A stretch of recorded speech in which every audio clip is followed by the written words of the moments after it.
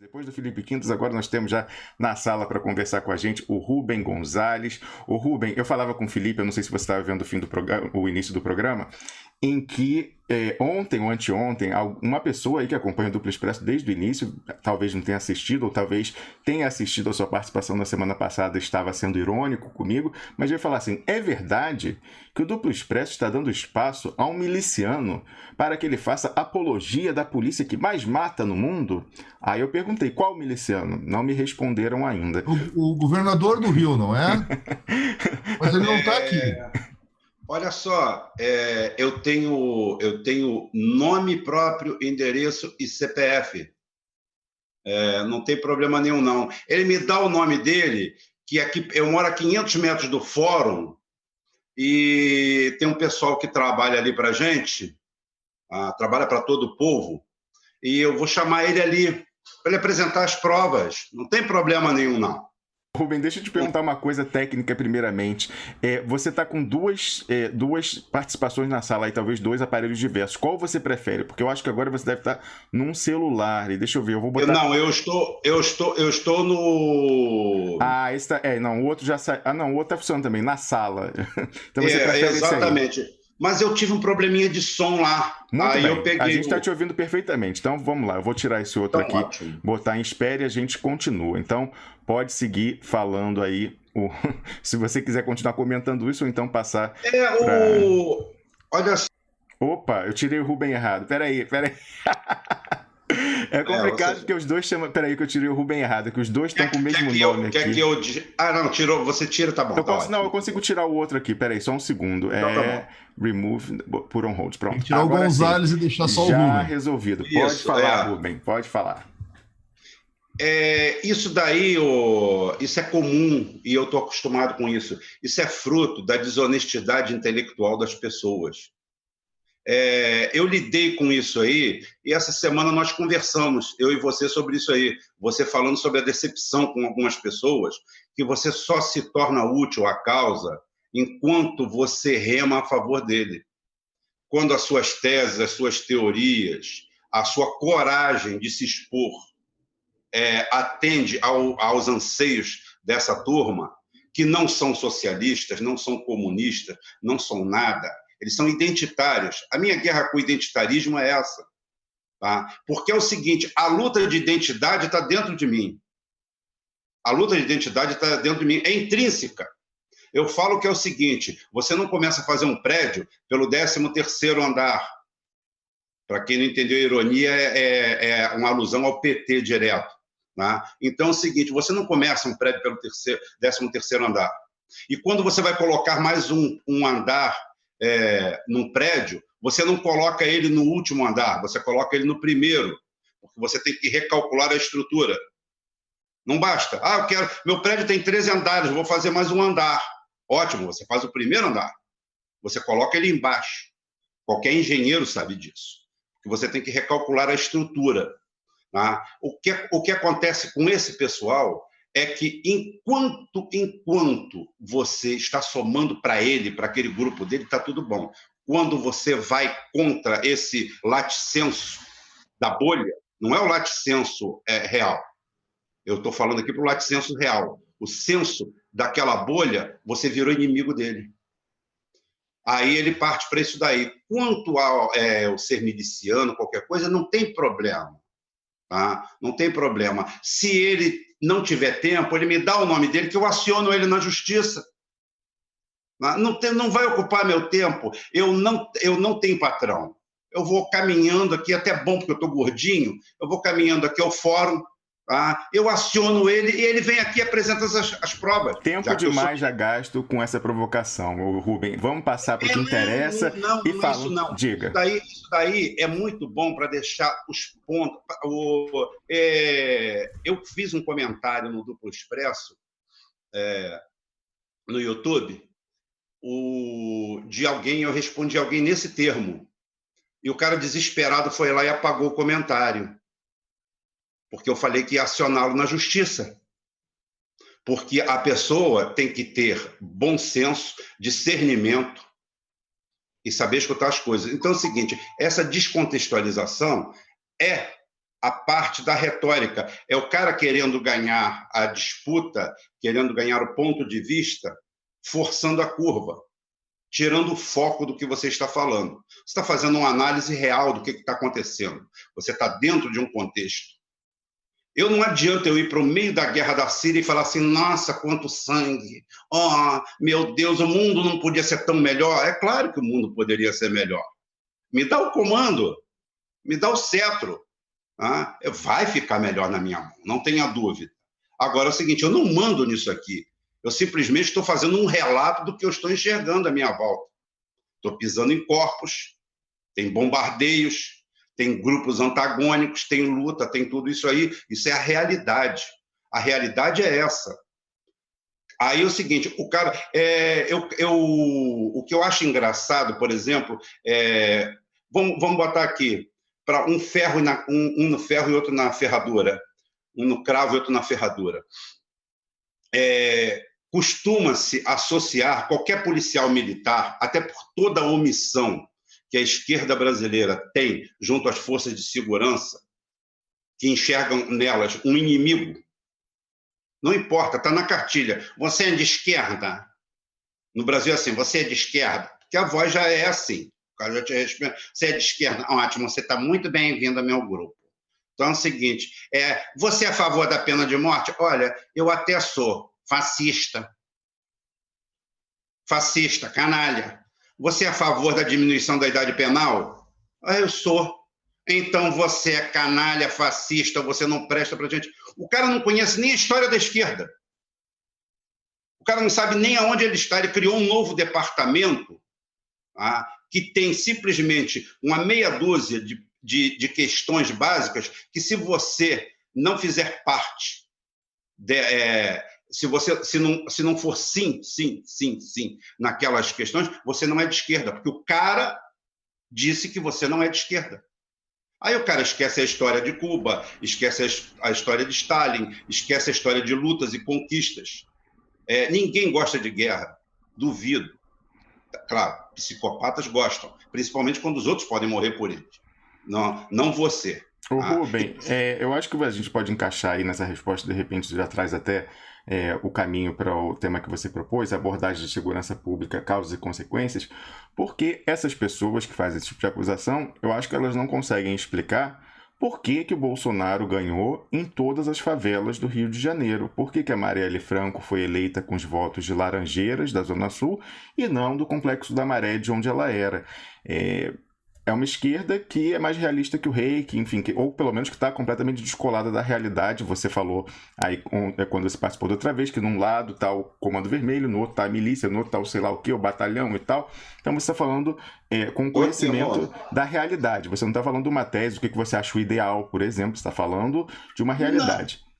A análise é uma coisa, a opinião é outra. Você quer minha opinião ou quer minha análise? É o que eu pergunto para a pessoa. Eu estou fazendo uma análise, estou analisando. Agora, eu posso chegar para você e falar assim, o que você acha disso? Você, Rômulo, acha disso? Eu acho isso. Tá?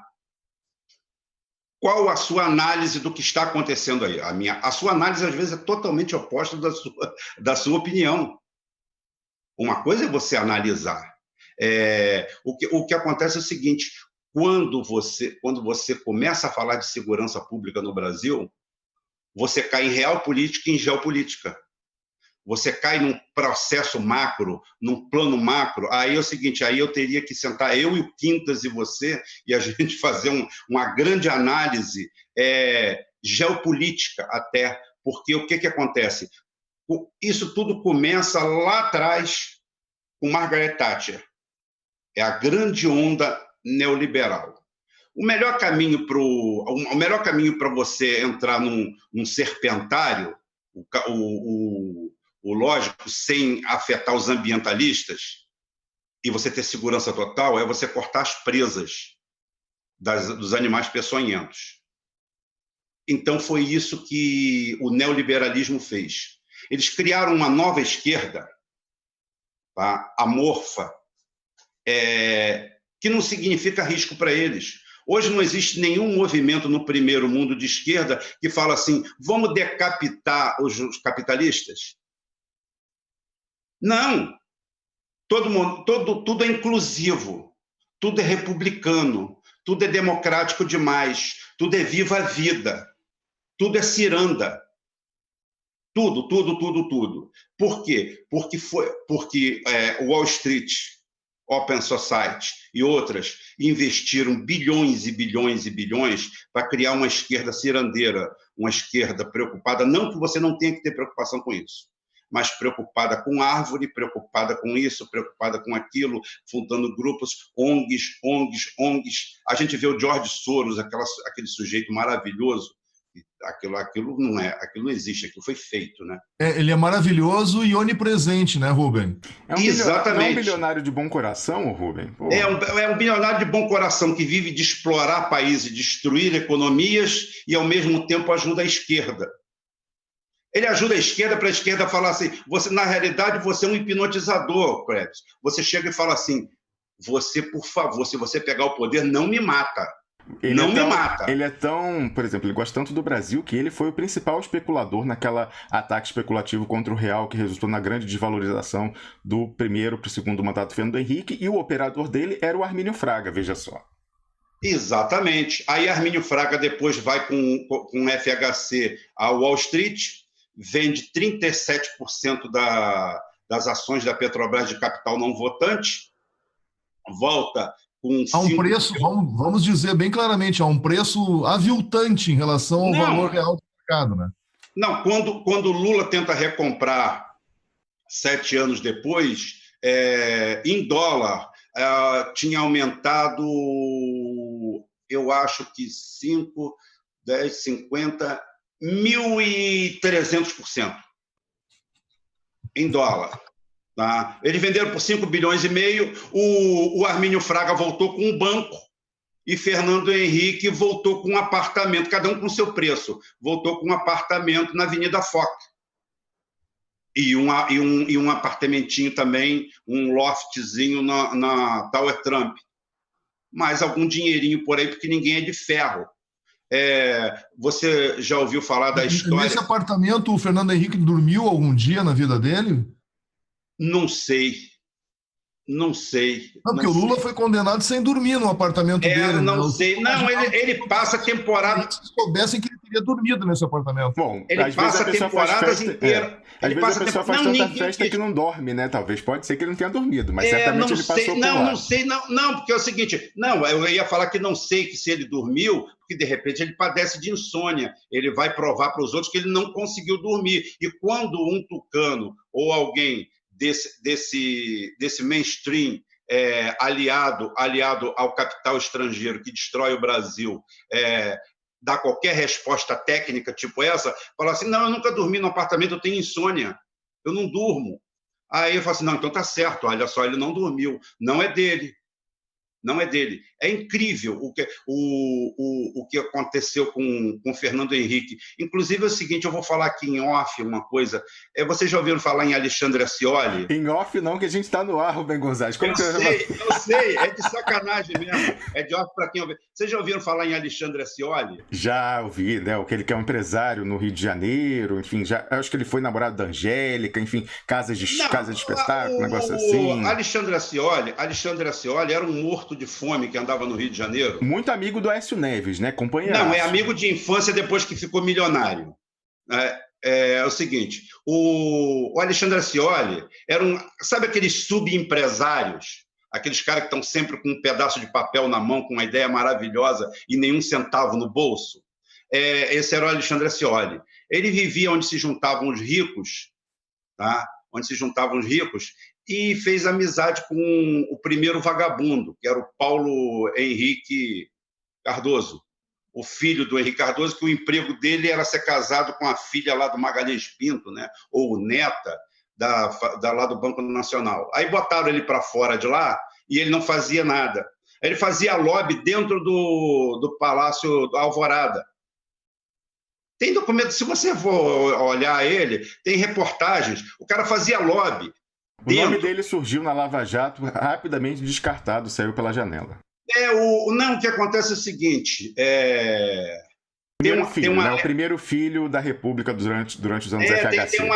Tem uma lenda que é o seguinte, na privatização... Rubem, desculpa interromper, você vê nessa coisa, quem faz, né, o pessoal vinha falar do Lulinha, não, o cara, um filho é lobista e o genro vira o diretor-geral da Agência Nacional do Petróleo, né? O marido da filha do Fernando Henrique, Davi Zilberstein, vira lá a pessoa do petróleo, hoje em dia vive disso aí, né, de lobby na área do petróleo.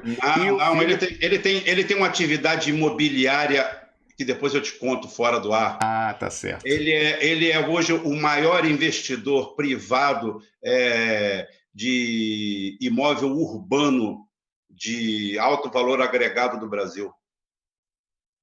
Tá? Não é ele, né? É o primo. Primo, sempre tem primo. Sempre tem um primo. O Alexandre Ascioli, o que acontece?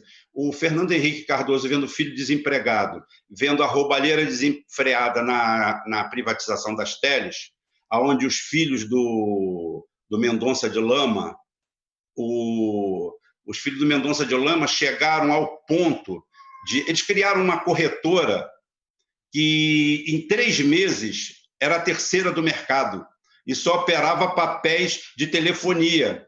E o pai era o privado. Você vê como é que são as coisas, como é que acontecem coincidências. Eles chegaram a terceiro, eles ultrapassaram corretoras com 100 anos. Tá? Aí é o seguinte, eles não satisfeitos com isso, teve um deles que fez uma publicação na Folha de São Paulo, eu acho, nos classificados, pedindo, por favor, querendo comprar Ferrari, porque ele queria uma Ferrari e não tinha disposição para pronta entrega na agência. Aí ele publica, tinha 6 meses de prazo de entrega, e ele simplesmente faz a publicação e pede, por favor, para comprar uma Ferrari.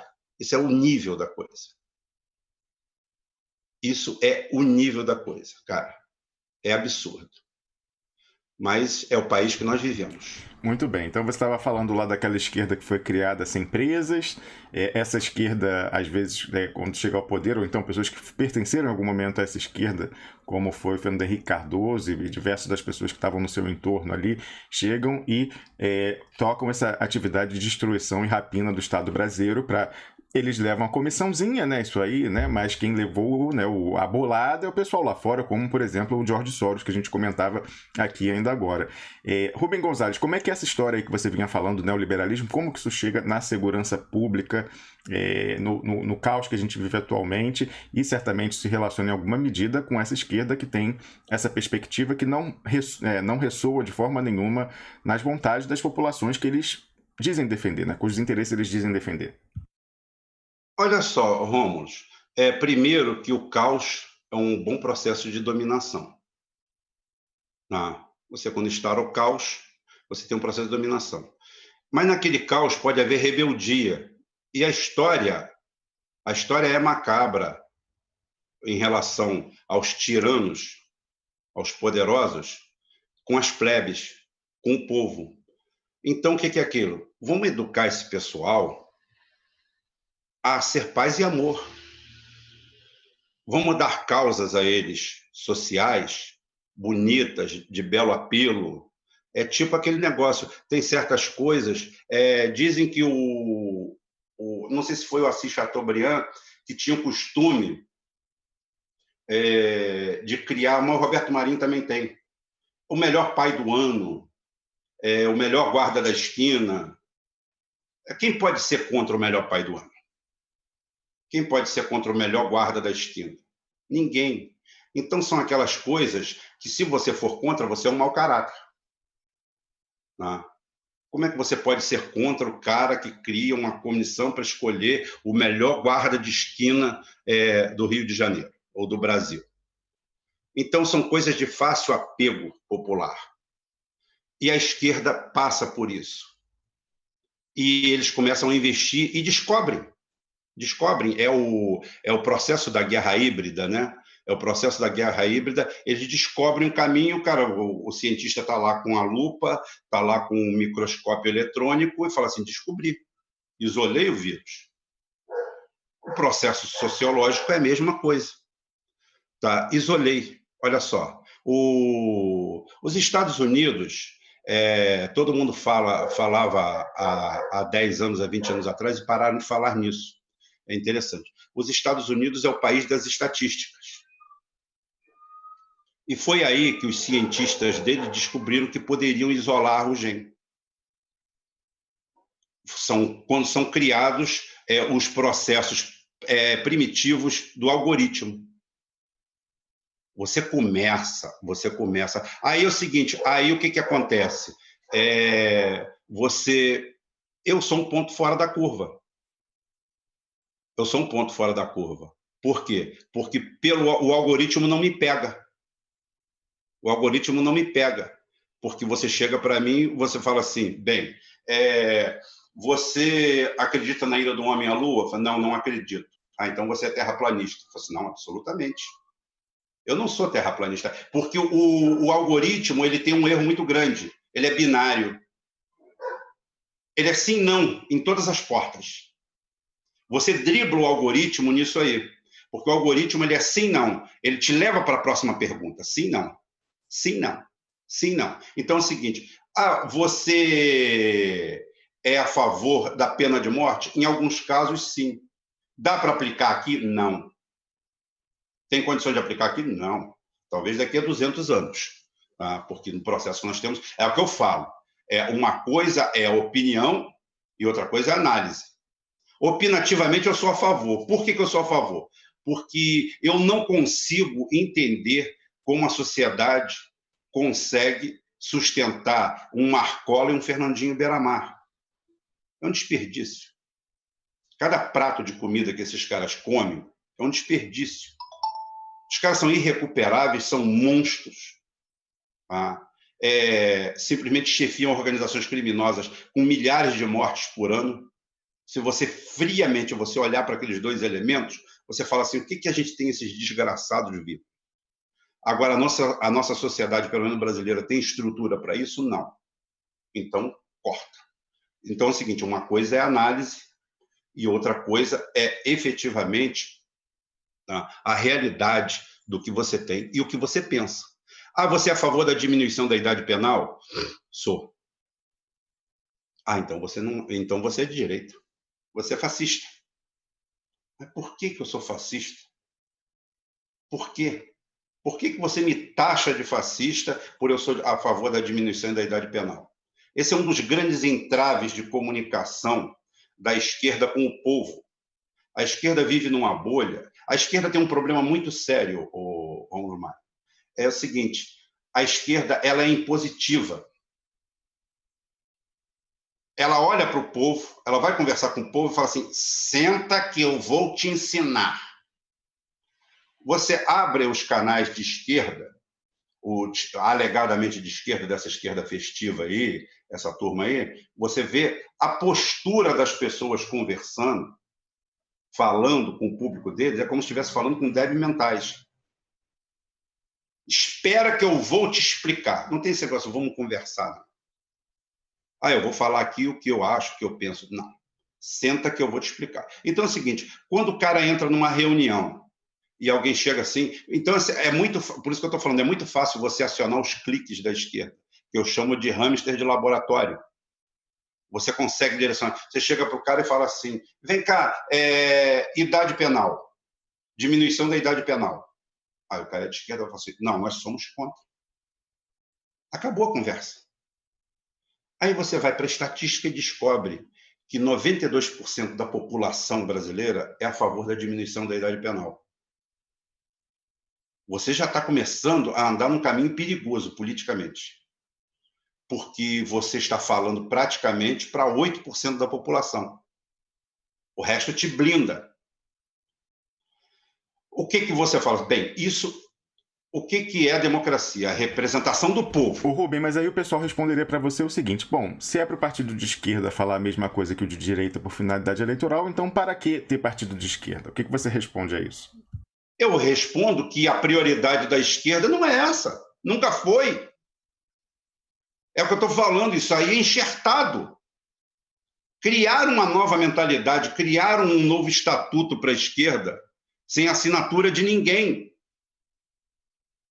O George Soros e essa turma vieram e criaram essa New Left, onde existe um contrato não escrito, tá? Disso aí. Aí eu pergunto assim, vamos voltar na história e vamos contar a história da esquerda. Aonde virou isso? Aonde na Revolução Francesa existia isso?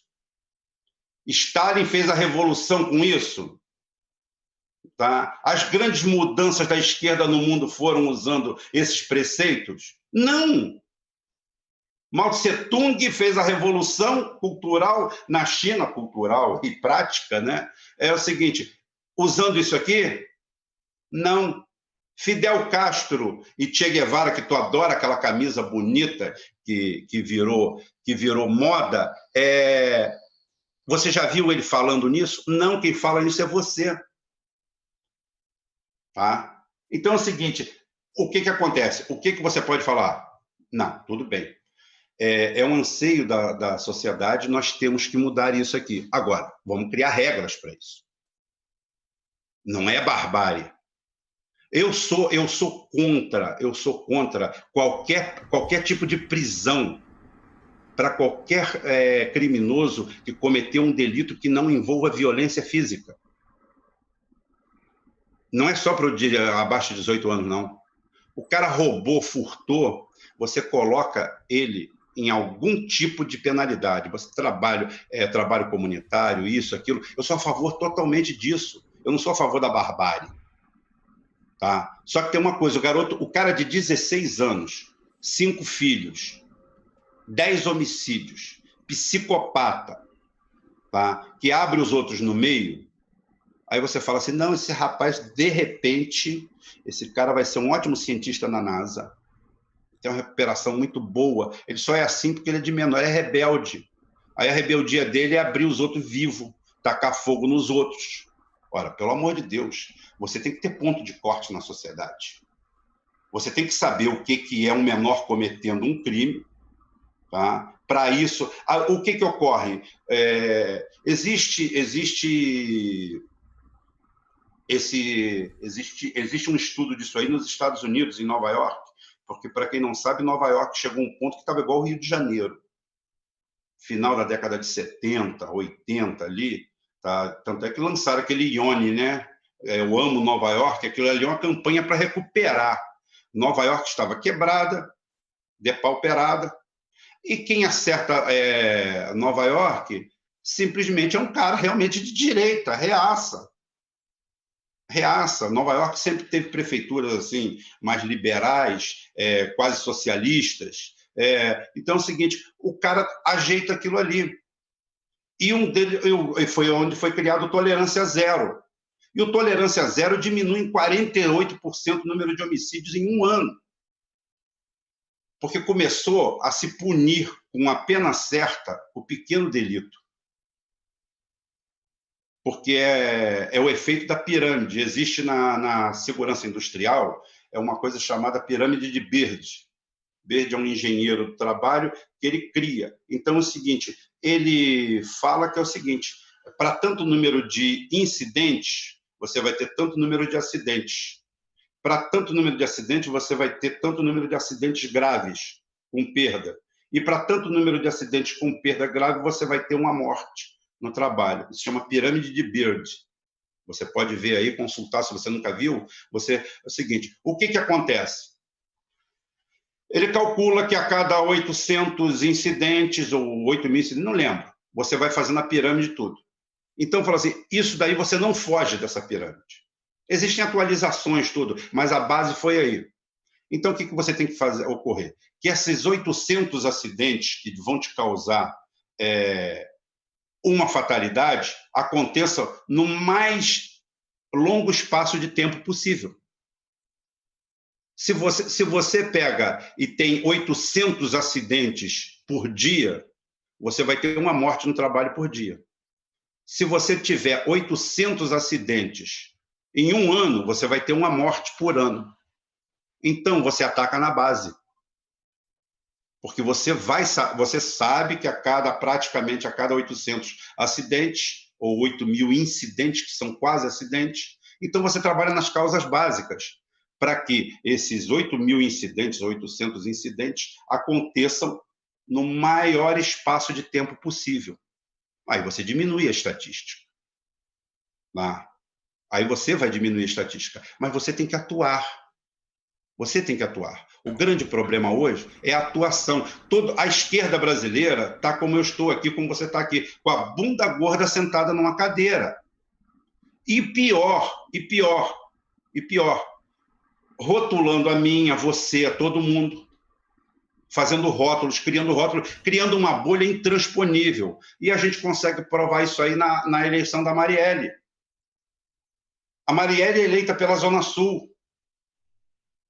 O favelado, o negro favelado, a mulher pobre favelada, foi totalmente impermeável ao discurso dela, como é impermeável o discurso do Marcelo Freixo, como é impermeável a esquerda todinha do Rio de Janeiro. A esquerda só consegue alguma projeção com ícones. Com ícones. O Lula é um ícone. O Lula, por exemplo, o PT perderia qualquer eleição para presidente. O Lula ganharia. O Lula transcende ao PT. Tá? Ele é iconizado fora do PT. Ele realmente é o maior brasileiro vivo. Não tenha dúvida. Com erros, acertos, com críticas, com qualquer coisa, é o mais temido. Cometeu esse deslize, essa babaquice, tá? De não ter ido para fora do Brasil, para uma embaixada, para outro país, e realmente fazer uma resistência de fora, aconteceu isso aí. Agora, o que acontece? Os caras têm o costume de iconizar tudo. Você tem que sair fora dessa Matrix. Essa Matrix foram criadas por outros. A gente hoje está dentro de um modelo criado pela direita. O neoliberal, o ultraliberal, ele domou a esquerda.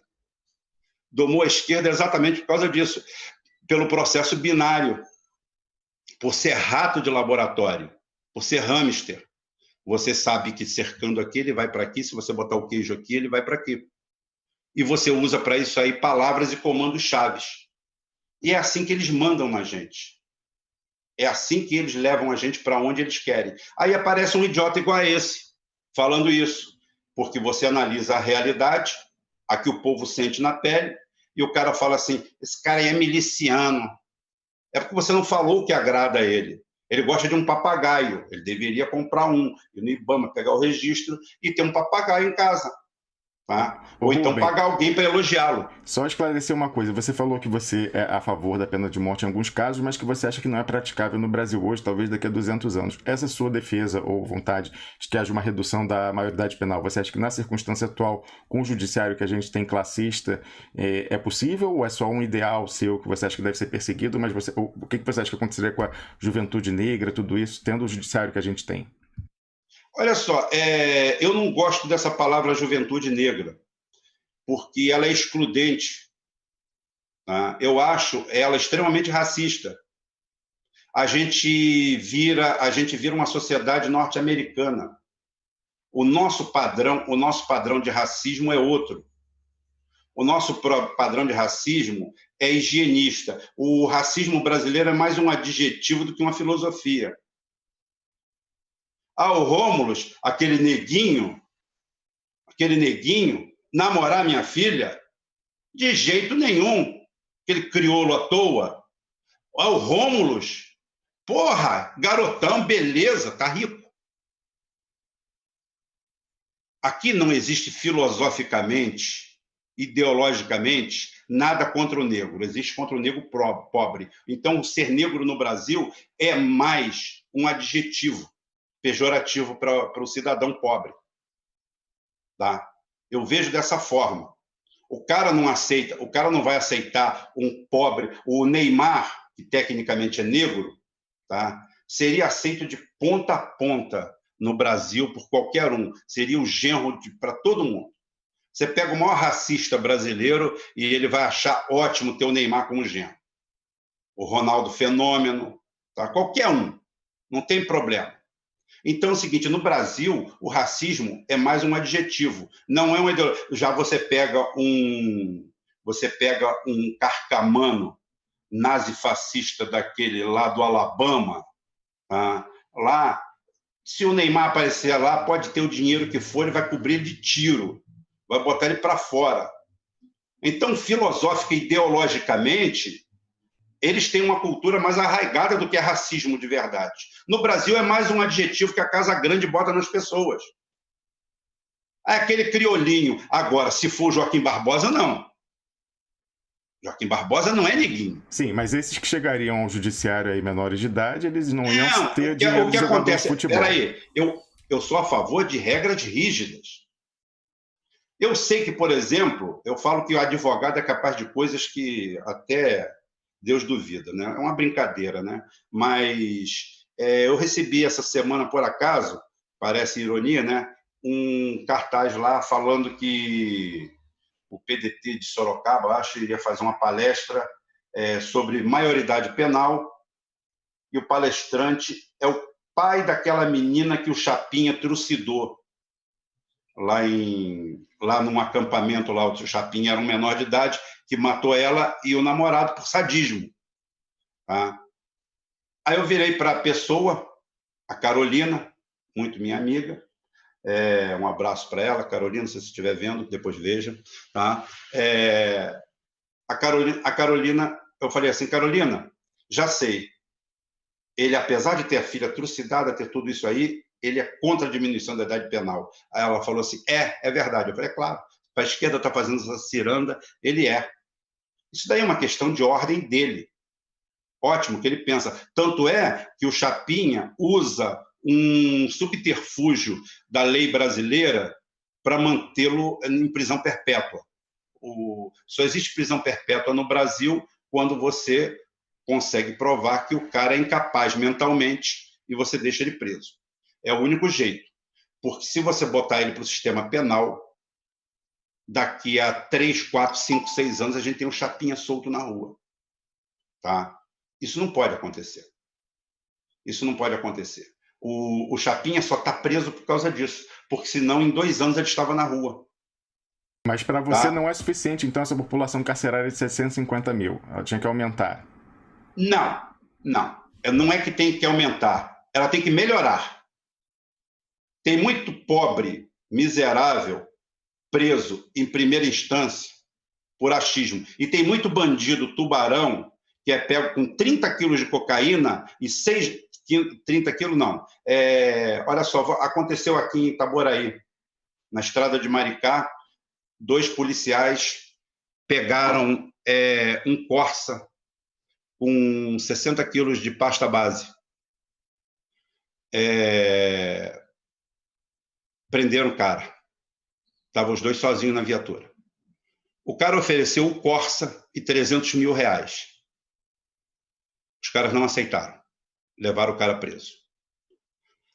6 meses depois, o cara estava solto. Esses policiais passaram a ser ameaçados. E, por último, eles foram vítima de uma denúncia não comprovada de maus tratos, de violência contra a esposa de um traficante que foi lá e apresentou queixa contra eles. Tá? E os caras ficaram 2 anos presos. Foi o pagamento por eles não aceitarem o Corsa e 300 mil em dinheiro. Claro, tem a banda podre da polícia. A gente pode falar uma vez só sobre isso. Tá? O crime é tentacular. E, para mim, o mal policial ele é 10 vezes pior do que o criminoso comum, porque ele está dentro do sistema. Ele é o cara que está do lado da sua trincheira. Está ombro a ombro com você. Você na trincheira está preparado a tomar tiro pela frente, não pelas costas. Tá? Então, acho que a punição tem que ser exemplar. Então, é o seguinte, o que existe no sistema carcerário brasileiro? O que falta é seriedade. Mas então... O caso do Lula, O judiciário que a gente tem é esse, Rubem, mas assim, o judiciário que a gente tem é esse que vai soltar o cara do córcer, mas vai botar o trombadinha lá. E aí? Eu estou falando que é o seguinte, Por isso que eu estou te perguntando se é um ideal ou se você acha que é praticável com esse judiciário que a gente tem aí classista. Olha só, praticável que eu estou falando, por exemplo, é praticável sim, já imediatamente. A partir do momento em que você fala assim, nós vamos prender menores a partir de 14 anos para crimes hediondos. Crimes hediondos, crimes bárbaros. Eu não estou falando do menor que estava vendendo cocaína na esquina. Eu não estou falando do menor que furtou alguma coisa. Tá? Ou o menor que cometeu vou até o extremo, que eu não gosto de ir. Tá? Cometeu um delito usando arma, mas não machucou ninguém, não fez nada. Tudo bem, que eu sou contra. Eu acho que todo mundo que pratica violência física, porque para mim só existe um grande bem. O único que eu tenho, você tem, é a vida. Dinheiro, isso tudo que está à nossa volta, a sua casa, a minha, tudo isso aqui não significa nada. O que significa é a vida. Então, para mim, a vida é em primeiro lugar. Quem atenta contra a vida, para mim, é o verdadeiro criminoso. O resto, você direciona. Agora é o seguinte, o que eu falo assim, se 94% da população tá, é a favor, ou 92% da população é a favor, você não pode chegar lá e botar aquilo como ponto de corte. Isso aqui a gente não conversa. Como você não vai conversar e não vai discutir uma coisa que 92% da população é a favor, de alguma forma? Vamos discutir isso aqui sob regras. Tá? Ótimo. Crime hediondo, homicídio, a partir de 14 anos vai ser. Fora isso aí, não. Continua prevalecendo o Estatuto da Criança e do Adolescente, que tem que cortar uma porrada de coisa. Aí, quando o cara da direita vem e joga aquilo na mesa, fala assim, mas isso aqui eu já concordei. Vamos para o passo seguinte. Tá? Isso aqui eu já concordei. Você há de convir que você não chega no seio da sociedade. É comum o narcotráfico usar menores exatamente por causa desse subterfúgio. É uma verdade. Tá? E muitas vezes, porque as pessoas acham que todo traficante no Rio de Janeiro anda com uma pistola e um fuzil. Não, existe uma hierarquia. A maioria deles não anda armado. A maioria deles anda vendendo, esticando, caramba. E é o seguinte, quem anda armado é o soldado. É o soldado. É o cara que é o sicário da boca de fogo. É o matador, é o assassino. E muitos são menores. Então, você tem que ter alguma medida punitiva para esses caras. Tá? Você não tem como não fazer isso. E a esquerda não pode fugir disso. Tá? Porque senão você blinda. Se você não tiver um trabalho de aproximação com as polícias, com as forças de segurança, você não vai entrar no coração do povo. Tá? Claro que o nosso judiciário precisa ser todo reformado. Não tenha dúvida. Claro, não tenha dúvida. Agora, você tem que entrar no coração do povo. Você não pode fazer ponto de corte. Não, isso aqui não se discute. Isso aqui não se conversa. O povo lá vira as costas e fala assim, vai a merda. Porque você chega com uma agenda impositiva. Você não senta numa roda e pergunta o que o povo acha. O que o povo quer. A esquerda chega cagando sentença. Olha, é assim, assim, assim, tem que ser assim. Ela já chega querendo dar ordens. Já chega querendo fazer um aparelho sem ter treinado ninguém. Tá? E não pode ser assim.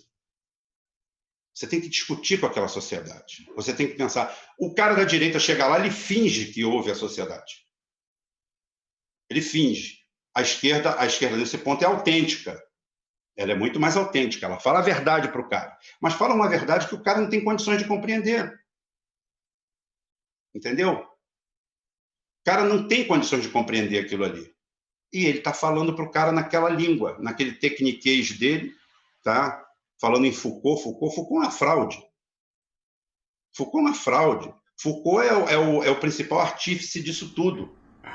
Essa esquerda covarde. Já entrou em muita polêmica hoje, a gente está chegando perto do fim do programa. Não vai dar para você ainda desancar o Foucault também, mas eu acho que é válido, porque de fato tem uma influência grande aí nessa postura que não dialoga com a população. Você, no caso, para deixar claro, você acha que essas questões, não só por convicção, você é a favor disso, mas também por um pensamento estratégico de viabilidade eleitoral também, porque você não coloca isso como algo prioritário historicamente da esquerda, e você citou exemplos de revoluções violentíssimas, por exemplo, é isso? É claro, o que acontece? Quando eles desestruturam a nossa sociedade, é o que eu falei da história. Você entra dentro de uma mata e fala assim, eu não quero ser mordido por nenhuma cobra aqui dentro, mas também eu quero ficar bem na fita e não matar nenhuma cobra. Então você manda um mando de gente na frente arrancando as presas das cobras. Aí você tem... Hoje o que acontece? A esquerda para essa direita assassina, assaltante, bandida, neoliberal, é que a esquerda está lá. São as cobras, mas estão sem dentes, não vão morder eles. Não significa risco a existência deles. O George Soros, quando patrocina isso tudo, é pensando no próprio rabo. Assim, esse pessoal jamais vai me botar na guilhotina. Eu vou amansar eles. E amansaram. E amansaram. Chega uma hora que você tem que dar um soco em cima da mesa. Assim, você está falando com um homem também. Para, stop. Eu também sei falar dessa forma. Não é só você, não. Tá? Só que eu acho que o caminho é outro. Eu apresento alternativas, você não. A única alternativa sua é a violência. Eu acho que se acontecer a violência, ela é fruto do processo de degradação que nós temos agora. Tá? Ela não é uma coisa que saiu de mim, muito pelo contrário, sai de um macro processo vindo de vocês.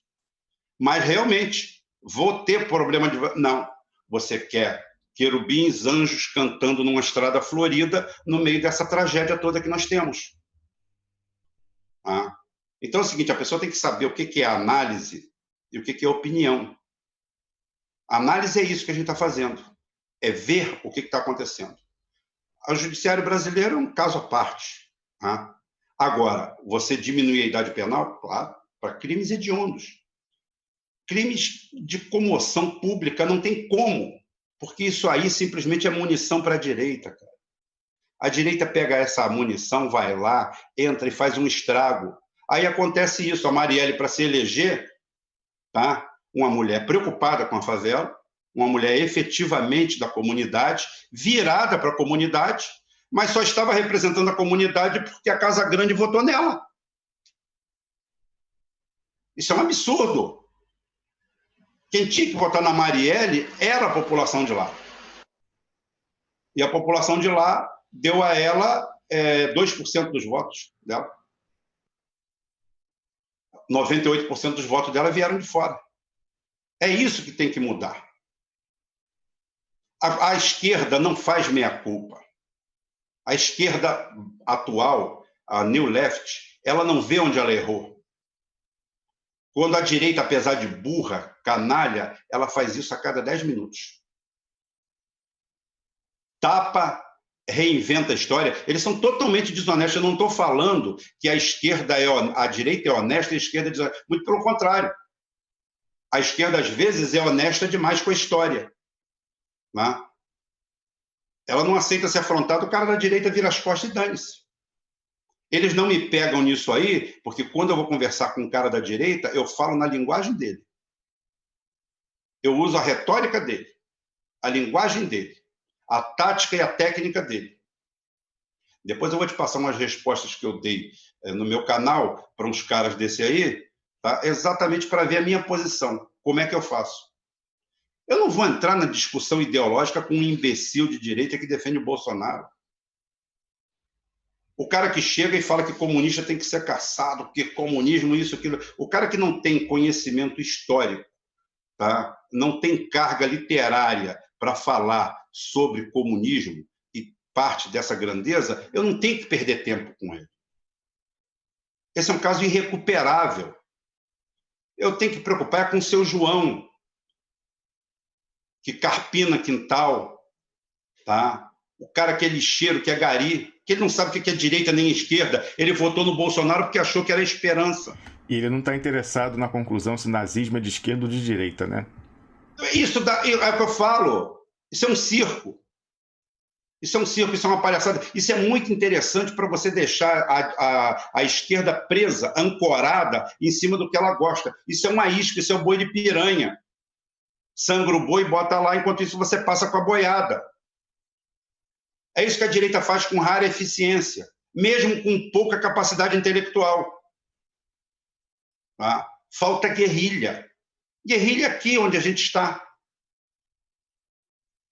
Guerrilha de você saber. O cara perguntou para mim, Rubem, o que eu faço? Eu vou para a rua? Se eu for para a rua, você vai passar por palhaço. Você não tem nada para fazer na rua. Tá? Então, o que eu faço? Você pega 2 jumentos perto de você e tenta mudar eles. São 2 jumentos a menos.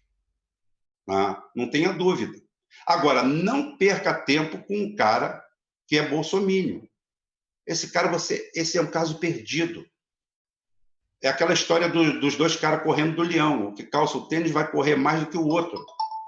Tá? Ele não vai correr mais do que o leão. O leão, quando comer o outro, o amigo dele, ele vai estar livre.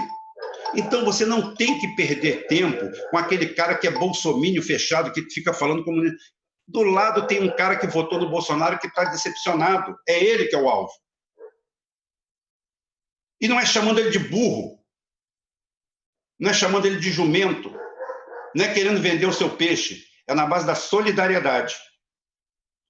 Eu entendo o que você passou.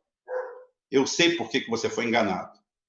É a desgraçada da mania católica romana, tá? Da benevolência que foi colocada no nosso povo. Tá? Isso daí tem uma herança cultural muito grande, aonde a igreja era usada efetivamente para isso, para amansar o povo. Era o que existia na época. Você vê que a história vai se reescrevendo em cima dos mesmos temas, só mudam as ferramentas, mas a matéria-prima é a mesma e o objetivo o mesmo. E as pessoas têm dificuldade de entender isso e se adaptar. É esse o grande problema. Muito bem. Rubem Gonzalez, a gente está chegando aqui ao fim do programa já. Eu queria perguntar se você quer seguir falando sobre isso na semana que vem ou se você se dá por satisfeito, porque aí a gente chega num... Eu tenho certeza... Não, a gente continua semana que vem porque a gente tem que concluir o que a gente não concluiu hoje. Mas é porque é um tema realmente que... Né, é extenso. Pois é, muito extenso. E eu tenho certeza que muita gente que está vendo a gente, aliás, pelo que eu vi no chat, discorda em parte ou então na integralidade do que você está falando. Agora, eu acho importante, mesmo que você que está vendo discorde, você ouvir isso, porque, de uma certa forma... A gente vem de uma derrota cachapante e a derrota não é só eleitoral, a derrota é político-cultural. Esses valores que muitas das pessoas aí humanistas defendem, de fato, eles estão muito mal representados na sociedade. E aí, de um aspecto prático, pragmático, como que a gente faz? Se você quer implementar esse seu ideal humanista de direito penal mínimo e libertar, como você vai fazer isso com um potencial eleitoral de 8% do eleitorado, né? Mesmo que você seja a favor. E aí é aquilo que eu falava, sem entrar no mérito da discussão, pelo menos aqui a gente defendeu, já desde 2016 a gente vem falando com relação a essas questões identitárias e coisas em geral que são minoritárias na sociedade brasileira, como as teses do direito penal mínimo, que, no mínimo, a discussão política, nesse momento, você tem que trazer para o terreno que lhe é favorável. Então, você vai discutir a questão econômica dessas pessoas. Agora, isso você precisa entender que é uma realidade. A população brasileira pensa assim. Você pode discordar e pode achar que o papel da direita tem que ser transformador, que o judiciário tem que garantir o direito das minorias contra as maiorias. Agora, a gente precisa, de alguma forma, encontrar um jeito de dialogar com essas pessoas sem, como falou o Rubem de uma maneira muito popular, sem chegar lá cagando regra, né? Sem querer lá chegar de uma atitude imperial, fazendo catequese, né, ou pedagogia, até para mostrar, tratando como crianças ignaras que você tem que doutrinar. De fato, a gente está levando uma lavada, nada mostra que isso vai mudar no curto prazo, e a gente precisa, de alguma forma, recuperar o diálogo com essas pessoas Então, com isso, a gente não pode ignorar essa questão, que é um manjar para a direita da segurança pública. Então, Rubem, eu agradeço a sua participação aqui mais uma vez e já convido, então, para você voltar na próxima semana e a gente continuar essa discussão, que é polêmica. Eu tenho certeza que muitas pessoas vão vir-me de novo falar durante a semana que eu chamei... Não tem problema, eu não tenho medo de polêmica. Eu tampouco, nunca tive. Não é à toa que eu venho aí, desde que eu comecei a escrever e falar, dando a cara para bater com relação aos identitários que ajudaram essa vitória da direita, sem sombra de dúvida. Imprescindíveis, os exageros identitários do identitarismo foram imprescindíveis para essa vitória cultural, estou falando mais do que eleitoral, a vitória cultural da direita. Os exageros identitários foram peça fundamental. Então eu não tenho medo de cara feia, de desagradar de forma nenhuma, e por isso você vai ter sempre espaço aqui para falar com você, mesmo a maior parte das pessoas concordando ou não com o que você fala. Muito obrigado, Rubem Gonzalez. Eu admiro muito a sua coragem também de dar a cara para bater e falar o que você acha, independentemente da popularidade ou não dessas posições, na maior parte das pessoas que estão nos assistindo. Olha, o importante é que é o seguinte: eu consigo o que elas não conseguem. Eu consigo furar a bolha, eles não conseguem. Eu consigo entrar no meio de grupos da direita e conversar com eles. Eles não conseguem. Eles só conseguem falar para os mesmos. São a mesma coisa que cracudos. Eles dão a volta e voltam na boca para comprar mais aquilo ali. Aquele ódio gratuito. Eles adoram alguns canais que todo dia dizem que o Bolsonaro vai sofrer impeachment e que falam mal do Bolsonaro por sistemática. E eu sou contra isso. Eu não perco meu tempo com isso. E eles gostam disso. Aquilo é o ópio. É o ópio, É o ópio. E se bobear, a maioria ele não sabe nem dessa história do ópio, não leu Marx, nem sabe dessa história. Muito bem, Rubem Gonzalez, valeu, muito obrigado, bom dia para você. E a gente aguarda a sua volta, então, na segunda-feira, mais uma vez metendo o dedo na ferida, goste ou não disso. Bom dia para você e bom dia para todo mundo. Valeu, conversamos aqui com o Rubem Gonzalez, ele que é um veterano do petróleo, lá conhece tudo da Bacia de Campos, e é analista político. E como eu falei, você pode gostar ou não. Opa, ficou...